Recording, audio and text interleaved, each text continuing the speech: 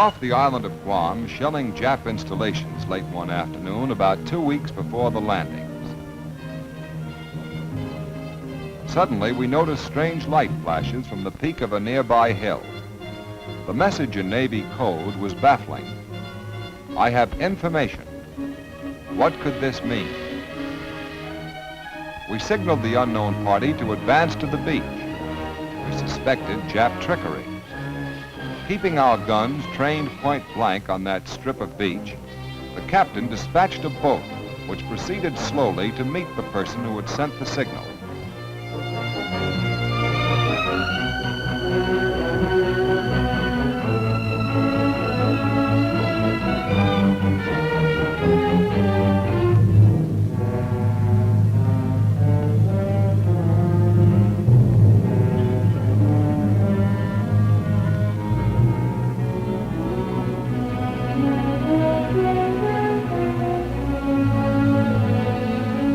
A white man, a strange, unkempt figure, crying and laughing in his joy and excitement. When he was able to talk, he identified himself as radio man George Tweed, United States Navy, the only survivor of the original garrison of Guam.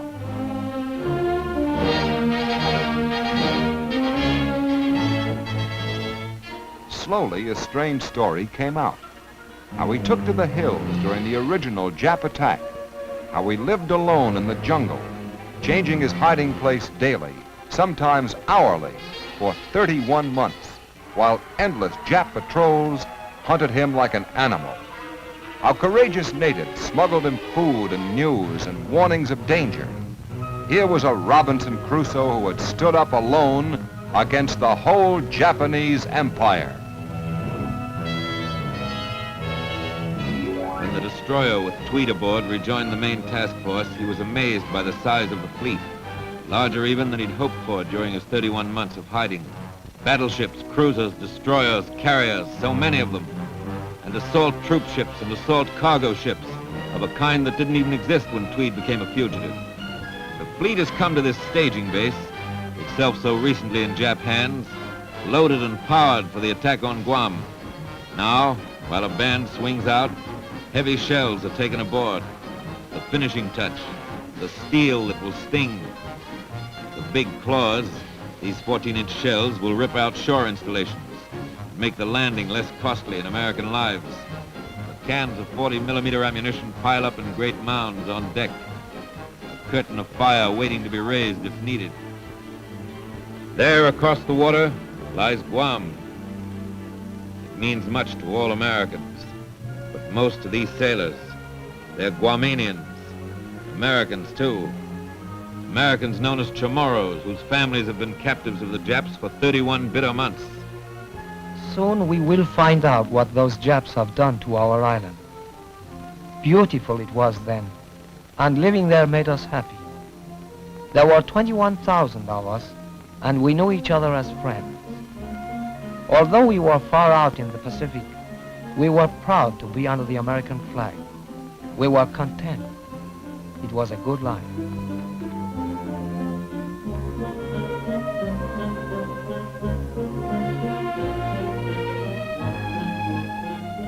The Navy ran the island like a great ship. It gave us doctors and hospitals, and there was care for everyone and free schooling. With many of us younger boys, our big ambition was to grow up and join the Navy.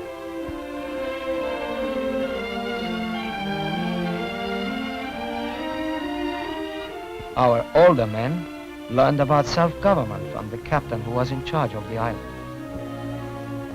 We organized our own militia.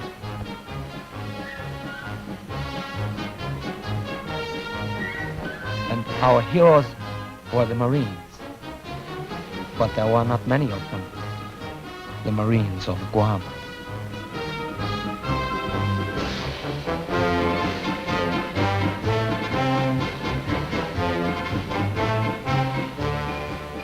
Few they were indeed, the Marines of Guam. Japan would consider any move to strengthen Guam an unfriendly act. It would be like pointing a gun at a neighbor's door.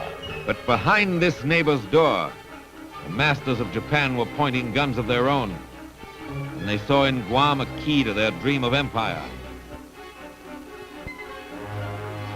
Their agents among us were busy. Guam was not to be an obstacle to the plans of Tokyo. Then on a certain day in December 1941, the masters of Japan were ready. The war was on.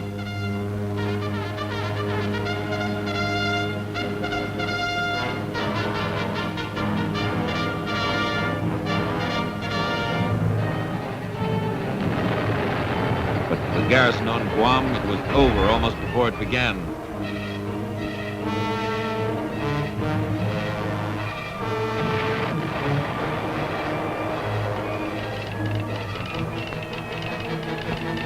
The Navy Department announces that it is unable to communicate with Guam, either by radio or cable.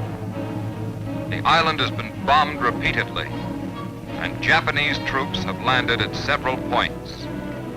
A small force of less than 400 naval personnel and 155 Marines were stationed in Guam. The capture of the island is probable. Guam now belongs to Japan forever. Never again will Americans touch its soil. The return to Guam, we knew, would take many ships. In the months that followed, we built such fleets that we were able to start the march back at Guadalcanal. At this ridiculous rate of advance, America might recover its lost territory in perhaps 200 years. Then we made enough planes to begin whittling down the Jap fleet. We grew strong enough to attack New Guinea. Our Axis allies are pinning America down in Europe. We shall be very much stronger before America is free to move in the Pacific. We built our way out of the sea. With amphibious operations, we blasted Tarawa and the Marshalls. We are willing to sell you land at 1,000 lives per acre. At such a price, we will sell you 1,000,000 square miles if you wish. Then we were ready for the great adventure, an attack on Japanese territory. We conquered Saipan. But not Guam. Guam is secure. Guam is Japan. Guam is Japanese forever. Today, our guns thunder their answer. Our guns are on target. The target is Guam. Few planes come up to meet ours. The island has been plastered for weeks in the air.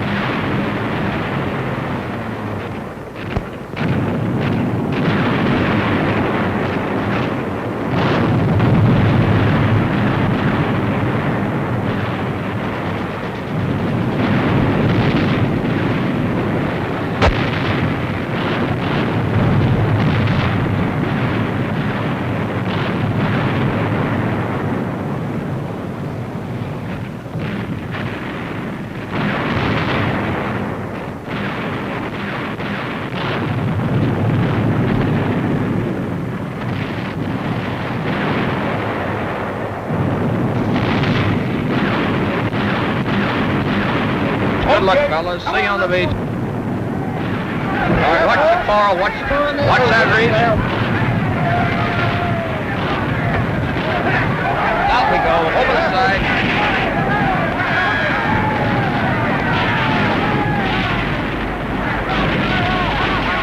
Spread out. Spread out.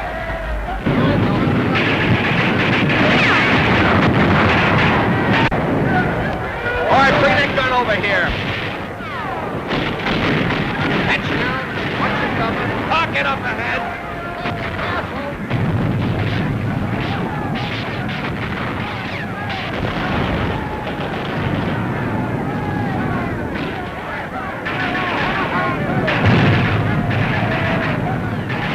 And that sniper. Hey, Joe. Fire direction center. FDC, urgent.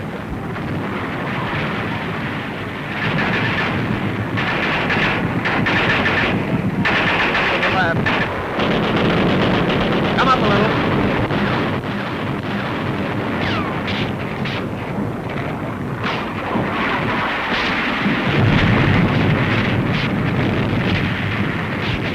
Come on, let's go! Let's go, you guys!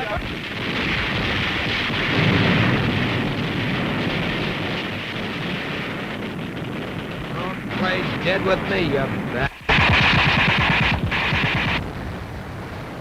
Mopping up. The phrase sounds tame and unexciting. Actually, mopping up is one of the most gruesome and dangerous jobs of the war. The last hysterical fanatics must be captured or destroyed before victory is complete. We've returned to Guam. It's ours again. But the cost has been high.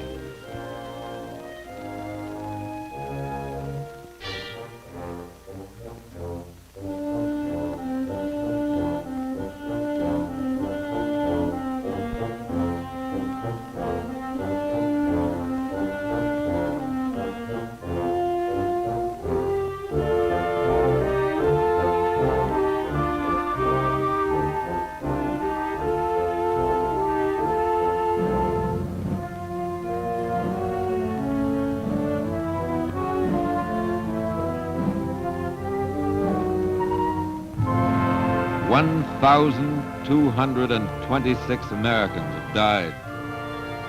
In dying, each man disposed of 10 Japs. But 1,226 fellow Americans have died. Here are the sons of heaven. These are the members of the divine race. These are the men who set out to conquer the earth. Where now is the imperial arrogance which went forth to bestride the world? Geneva 会議、我々は決してあなた方に危害を加えませんよ。 The loudspeaker calls, Geneva Convention, we will not hurt you. Out of the hills where they'd hidden come a throng of Japanese civilians. They're bewildered, not so much by the bombardment, though that was severe enough. Their emperor has failed them. Not so long ago, they turned their backs on their sacred mountain and sailed to Guam. This was to be their colony, their promised land, and the CHamorros would be their slaves. They came to stay forever. Now the plans of empire lie in ruins. Guam's destiny as a fortress of Japan has been smashed.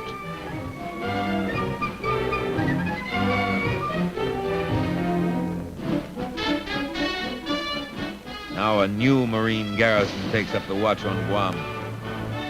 Today, an American task force controls the waters off Guam.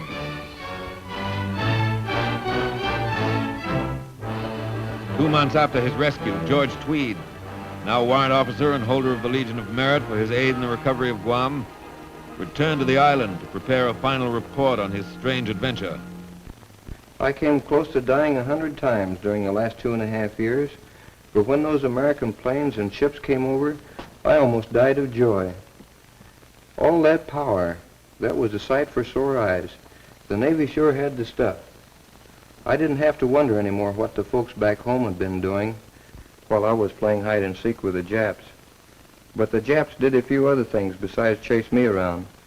When they started fortifying, they built up their defenses like mad. They were racing against time. A lot of Chamorro blood was mixed up in that concrete.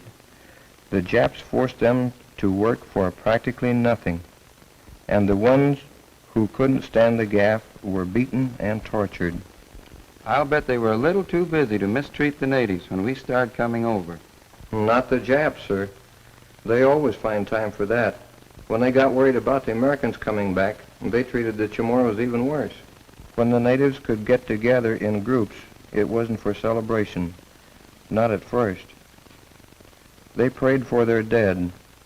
Some of these were victims of terrible butchery. This one had his head cut off for turning it up to a sky filled with American bombers. This one couldn't hide his joy when a Zero crashed into the sea. This one tried to help one of our pilots. This is Jap justice as I saw it. The Japs brought slavery and misery and death to the natives of Guam. These people are my friends. They saved my life. When I returned, the CHamorros were getting their first good meals in a long time, and their first decent medical care, some of it for babies born during the occupation. I would like to visit them again when the war is over. Until then, I want to do everything I can to knock the hell out of those Japs.